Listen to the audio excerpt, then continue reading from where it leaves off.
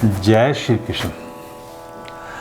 आज हम पढ़ेंगे श्री गर्ग संहिता के गोलोक खंड का 14वां अध्याय, जिसमें शकट भंजन, उत्कर्ष और तृणाव्रत का उद्धार और दोनों के पूर्व जन्मों का वर्णन है। जैसे कि मैं हर अध्याय के शुरुआत में ये बताता हूँ कि श्री गर्ग संहिता की रचना आचार्य गर्ग जी ने की थी और इसमें जो चर्चा चल रही है गर्ग संहिता में वो राजा बहुलाशव और नारद जी के बीच में चल रही है। तो अब इस 14वें अध्याय में गर्ग जी क्या कह रहे हैं? श्री गर्ग जी ने कहा, गर्ग जी शौनक ऋषि जी से कह रहे हैं, जैसे कि पिछले अध्यायों में भी आपने सुना इसके बारे में। श्री गर्ग जी ने कहा, शौनक, इस प्रकार मैंने भगवान श्री कृष्ण के सर्वोत्कृष्ट दिव्य चरित्र का वर्णन किया। जो मनुष्य भक्ति पूर्वक इसका श्रवण करता है वह कृतार्थ है, उसे परम पुरुषार्थ प्राप्त हो गया है, इसमें संशय नहीं है। श्री शौनक जी बोले, मुने, भगवान श्री कृष्ण का मंगलमय चरित्र अमृत रस से तैयार की हुई परम मधुर खांड है। इसे साक्षात आपके मुख से सुनकर हम कृतार्थ हो गए। तपोधन संतों में श्रेष्ठ राजा बहुलाशव भगवान श्री कृष्ण के परम भक्त थे। उनके मन में सदा शांति बनी रहती थी। इसके बाद उन्होंने मुनिवर नारद जी से कौन सी बात पूछी, यह मुझे बताने की कृपा कीजिए। श्री गर्ग जी ने कहा, श्री गर्ग जी शौनक जी से बता रहे हैं। श्री गर्ग जी ने कहा, शौनक, तदनंतर मिथिला के महाराज बहुलाशव हर्ष से उत्फुल्ल और प्रेम से विह्वल हो गए। फिर उन धर्मात्मा नरेश ने परिपूर्णतम भगवान श्री कृष्ण का चिंतन करते हुए नारद जी से कहा। अब राजा जो श्री गर्ग जी कथा किसको सुना रहे हैं? शौनक से, शौनक ऋषि जी से। अब उसी के बीच में क्या बता रहे हैं शौनक जी को कि श्री राजा बहुलाशव गर्ग जी से पूछ रहे हैं, राजा बहुलाशव नारद जी से पूछ रहे हैं, मुने, आपने भूरि भूरि पुण्य कर्म किए हैं, आपके संपर्क से मैं धन्य और कृतार्थ हो गया, क्योंकि भगवान के भक्तों का संग दुर्लभ और दुस्साध्य है। मुने, अद्भुत भक्त वत्सल साक्षात भगवान श्री कृष्ण ने बाल्यावस्था में आगे चलकर कौन कौन सी विचित्र लीला की, यह मुझे बताइए। श्री नारद जी कहते हैं, राजन, तुम श्री कृष्ण सम्मत धर्म के पालक हो, तुमने यह बहुत उत्तम प्रश्न किया है। निश्चय ही संत पुरुषों का संग सबके कल्याण का विस्तार करने वाला है। निश्चय ही संत पुरुषों का संग सबके कल्याण का विस्तार करने वाला होता है। एक दिन जब भगवान श्री कृष्ण के जन्म का नक्षत्र प्राप्त हुआ था, नंद रानी श्री यशोदा ने गोप और गोपियों को अपने यहाँ बुलाकर ब्राह्मणों के बताए अनुसार मंगल विधान संपन्न किया। उस समय श्याम सलोने बालक श्री कृष्ण को लाल रंग का वस्त्र पहनाया गया, अंगों को स्वर्ण में भूषणों से भूषित किया गया। उन्हें गोद में लेकर मैया ने उनके विकसित कमल सदृश कमनीय नेत्रों में काजल लगाया और गले में भगनखा युक्त चंद्रहार धारण कराया तथा देवताओं को नमस्कार करके ब्राह्मणों के लिए उत्तम धन का दान दिया। तदनंतर गोपी यशोदा जी ने शीघ्र ही अपने लाला को पालने पर लिटा दिया और मंगल दिवस पर गोपियों में से प्रत्येक का अलग अलग स्वागत किया। उस मंगल भवन में उस दिन बहुत से गोपों का आना जाना लगा रहा। अतः उन्हीं के सत्कार में व्यस्त रहने के कारण वे अपने रोते हुए बालक का रुदन शब्द सुन न सकी। उसी क्षण पाप आत्मा कंस का भेजा हुआ एक राक्षस आया। उसका नाम उत्कच था। वह वायु में शरीर धारण किए रहता था। वह आकर छकड़ा मीन्स जिस पर बड़े बड़े वजनदार दही दूध के मटके रखे जाते थे, वो छकड़े पर बैठ गया और बालक के मस्तक पर उस शकट को उल्टकर गिराने का प्रयास में लग गया। इतने में ही श्री कृष्ण ने रोते ही उस शकट पर पैर से प्रहार कर दिया। फिर तो वह बड़ा छकड़ा टूक टूक हो गया और दैत्य मरकर नीचे आ गिरा। ऐसी स्थिति में वह वायु में शरीर छोड़कर निर्मल दिव्य देह से संपन्न हो गया और भगवान श्री कृष्ण को प्रणाम करके 100 घोड़ों से जुते हुए दिव्य विमान पर बैठकर भगवान के निजी परम धाम गोलोक को चला गया। उस समय ब्रजवासी नंद आदि गोप तथा गोपियां सबके सब एक साथ वहां आ गए और बालकों से पूछने लगे, ब्रज कुमारों, यह शक्कट अपने आप ही गिर पड़ा या किसी ने इसे गिराया है? कैसे इसकी यह दशा हुई है?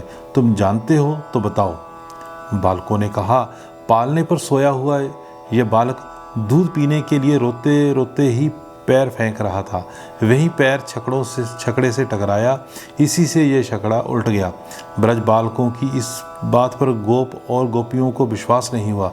वे सभी आश्चर्य मगन होकर सोचने लगे, कहाँ तो 3 महीने का ये छोटा सा बालक और कहाँ इतने विशाल बोझ वाला ये छकड़ा। यशोदा को ये शंका हो गई कि बच्चे को कोई बाल ग्रह लग गया है। अतः उन्होंने बालक को गोद में लेकर ब्राह्मणों द्वारा विधि पूर्वक गृह यज्ञ करवाया। उसमें उन्होंने ब्राह्मणों को धन आदि से पूर्णतः तृप्त कर दिया। तब आगे श्री बहुलाशव जी पूछ रहे हैं नारद जी से, महामुनि, इस उत्कच नाम के राक्षस ने पूर्व जन्म में कौन सा पुण्य कर्म किया था जिसके फलस्वरूप भगवान श्री कृष्ण के चरण का स्पर्श पाकर वह तत्काल मोक्ष का भागी हो गया। अब श्री नारद जी बता रहे हैं कि क्यों उनको मोक्ष मिला था उस राक्षस को। श्री नारद जी ने कहा, मिथिलेश्वर, ये उत्कच पूर्व जन्म में हिरणाक्ष का पुत्र था। एक दिन वह लोमश जी के आश्रम पर गया और वहां उसने आश्रम के वृक्षों को चूर्ण कर दिया। स्थूल देह से युक्त महाबली उत्कच को खड़ा देख ब्राह्मण ऋषि ने रोष युक्त होकर उसे शाप दे दिया, दुर्मते, तू देह रहित हो जा। उसी कर्म के परिपाक से उसका वह शरीर सर्प शरीर से केंचुल की भांति छूटकर गिर पड़ा। यह देख वह महान दानव मुनि के चरणों में गिर पड़ा और बोला,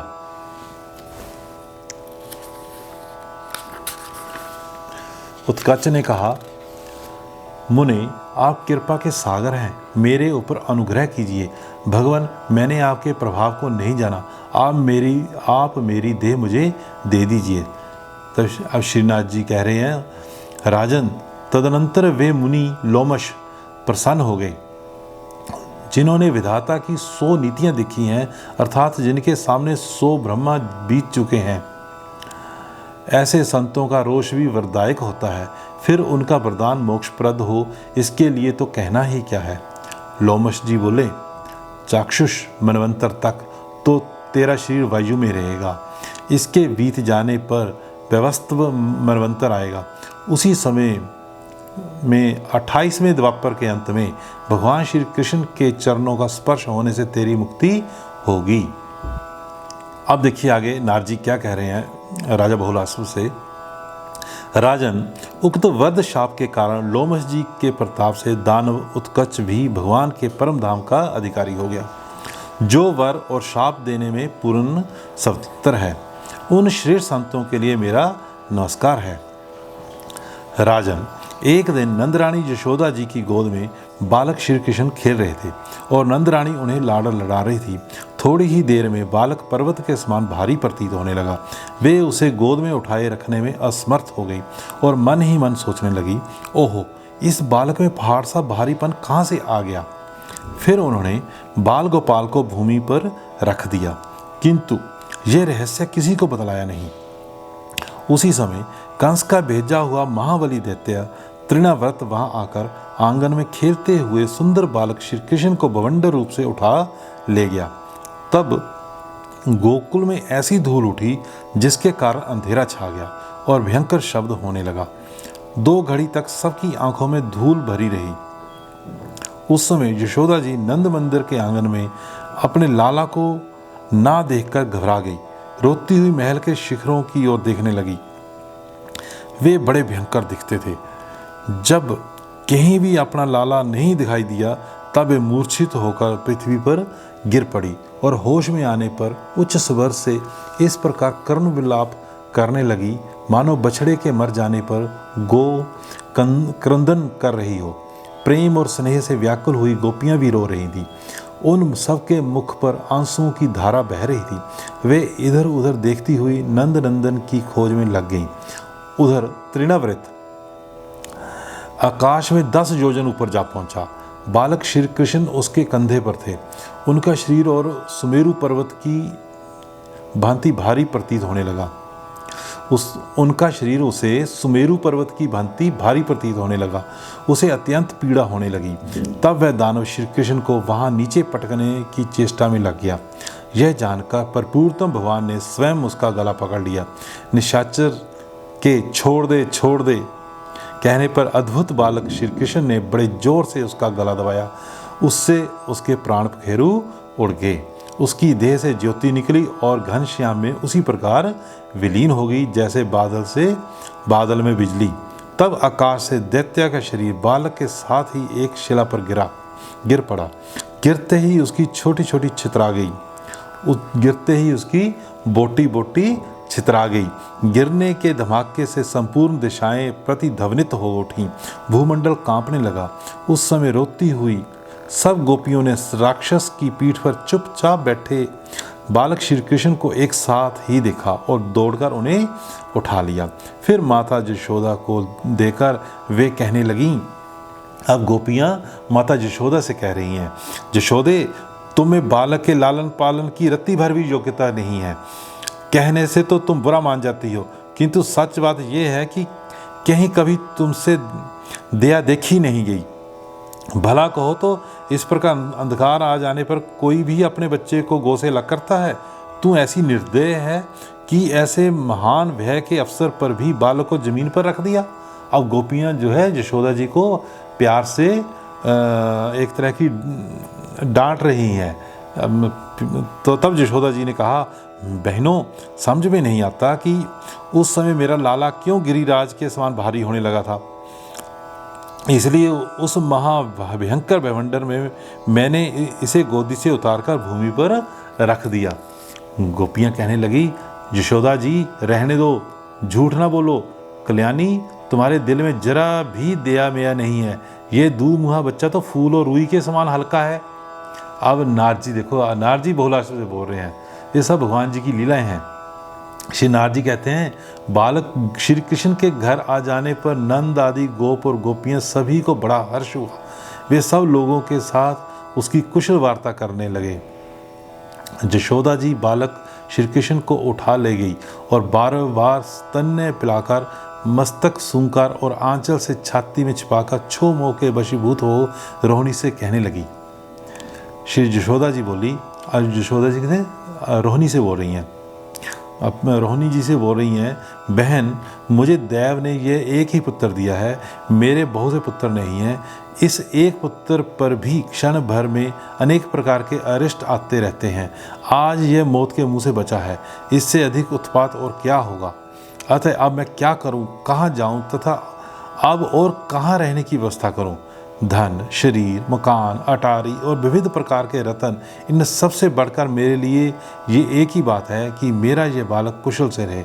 यदि मेरा ये बच्चा अरिष्टों पर विजयी हो जाए तो मैं भगवान श्री हरि की पूजा, दान एवं यज्ञ करूँगी, तड़ाग वापी आदि का निर्माण करूँगी और सैकड़ों मंदिर बनवा दूँगी।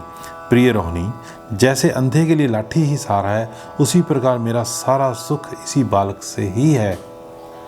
अतः बहन, अब मैं अपने लाला को उस स्थान पर ले जाऊंगी जहाँ कोई डर ना हो, जहाँ कोई भय ना हो। अब श्री नारद जी आगे क्या कह रहे हैं। नारद जी कहते हैं, राजन, उसी समय नंद मंदिर में बहुत से विद्वान ब्राह्मण पधारे और उत्तम आसन पर बैठे। नंद और यशोदा जी ने उन सब का विधिवत पूजन किया। महाभाग ब्राह्मण बोल रहे हैं नंद जी से, ब्रजपति नंद जी तथा ब्रजेश्वरी यशोदे, तुम चिंता मत करो, हम इस बालक की कवच आदि से रक्षा करेंगे, जिससे ये धीरजीवी हो जाएगा। श्री नारद जी कहते हैं, राजन, उन श्रेष्ठ ब्राह्मणों ने कुशार्गों, नूतन पलवों, पवित्र कलशों, शुद्ध जल तथा ऋक, यजु एवं सामवेद के स्तोत्रों और उत्तम स्वतवाचन से आदि के द्वारा विधि विधान से यज्ञ करवाकर अग्नि की पूजा कराई तब उन्होंने बालक श्री कृष्ण की विधिवत रक्षा की। रक्षार्थ निमांकित कवच पढ़ा। अब जो उन्होंने कवच पढ़ा था ब्राह्मणों ने भगवान श्री कृष्ण जी की रक्षा के लिए, अब वो सुनिए। ब्राह्मणों ने कहा, भगवान दामोदर तुम्हारे चरणों की रक्षा करें, विष्ट श्रवा घुटनों की, श्री विष्णु जांघों की और स्वयं परिपूर्णतम भगवान श्री कृष्ण तुम्हारी नाभि की रक्षा करें। भगवान राधा वल्लभ तुम्हारे कटिभाग की तथा पीताम्बरधारी तुम्हारे उदर की रक्षा करें। भगवान पद्मनाभ हृदय की, गोवर्धनधारी बाहों की, मथुराधीश्वर मुख की एवं द्वारकानाथ सिर की रक्षा करें। असुरों का संहार करने वाले भगवान पीठ की रक्षा करें और साक्षात भगवान गोविंद सब ओर से तुम्हारी रक्षा करें। 3 श्लोक वाले इस स्तोत्र का जो मनुष्य निरंतर पाठ करेगा उसे परम सुख की प्राप्ति होगी और उसे कहीं भी भय का सामना नहीं करना पड़ेगा। आगे श्री नारद जी कहते हैं, तदनंतर नंद जी ने उन ब्राह्मणों को 1 लाख गायें, 10 लाख स्वर्ण मुद्राएं, 1000 नूतन रत्न और 1 लाख बढ़िया वस्त्र दिए। उन श्रेष्ठ ब्राह्मणों के चले जाने पर नंद जी ने गोपों को बुलाकर भोजन कराया और मनोहर वस्त्राभूषणों से उन सबका सत्कार किया। श्री बहुलाश्व जी ने पूछा, मुने ये तृणव्रत पहले जन्म में कौन सा पुण्य कर्मा मनुष्य था जो साक्षात परिपूर्णतम भगवान श्री कृष्ण में लीन हो गया। श्री नारद जी कहते हैं, नारद जी बोले, राजन, पांडु देश में सहस्त्राक्षक नाम से विख्यात एक राजा था। उनकी कीर्ति सर्वत्र व्यापक थी। भगवान विष्णु में उनकी अपार श्रद्धा थी। वे धर्म में रुचि रखते थे। यज्ञ और दान में उनकी बड़ी लगन थी। एक दिन वे रेवा नदी है जो अब नर्मदा नदी जिसे कहते हैं, रेवा नदी के दिव्य तट पर गए। लताएं और वेंत उस तट की शोभा बढ़ा रहे थे। वहाँ सहस्त्र स्त्रियों के साथ आनंद का अनुभव करते हुए वे विचरने लगे। उसी समय स्वयं दुर्वासा मुनि ने वहाँ पदार्पण किया। राजा ने उनकी वंदना नहीं की। तब मुनि ने शाप दे दिया, दुर्बुद्धे, तू राक्षस हो जा। फिर तो राजा सहस्त्राक्ष दुर्वासा जी के चरणों में पड़ गए। तब मुनि ने उन्हें वर दिया, राजन, भगवान श्री कृष्ण के विग्रह का स्पर्श होने से तुम्हारी मुक्ति हो जाएगी। श्री नारद जी कहते हैं, राजन, वे ही राजा सहस्त्राक्ष दुर्वासा जी के शाप से भूमंडल पर तृणव्रत नामक दैत्य हुए थे। भगवान श्री कृष्ण के दिव्य श्री विग्रह का स्पर्श होने से उनको सर्वोत्तम मोक्ष गोलोक धाम प्राप्त हो गया। इस प्रकार श्री गर्ग संहिता में गोलोक खंड के अंतर्गत नारद बहुलाशव संवाद में शक्टासुर और तृणव्रत का मोक्ष नामक 14वां अध्याय पूरा हुआ। जय श्री कृष्ण। जैसा कि आपने इस अध्याय में शक्टासुर और तृणव्रत के मोक्ष की कथा सुनी कि शक्टासुर कौन था और तृणव्रत राक्षस कौन था। जो शक्टासुर राक्षस था वो पिछले जन्म में हिरण्याक्ष का पुत्र था, जिसे लोमश ऋषि ने शाप दिया था। और जो तृणव्रत राक्षस था वो पूर्व जन्म में पांडु देश का सहस्त्राक्ष नामक से राजा था। तो बाद में और जो ये राजा था क्या सहस्त्राक्ष, इसको कौन से अपने दुर्वासा ऋषि जी ने शाप दिया था। बाद में जब इन्होंने राजा ने क्षमा मांग ली थी उनसे, तब उनको ये वर भी दे दिया था कि ठीक है, द्वापर के अंत में तुम्हें भगवान श्री कृष्ण जी के हाथों ही मोक्ष प्राप्त होगा। जय श्री कृष्ण।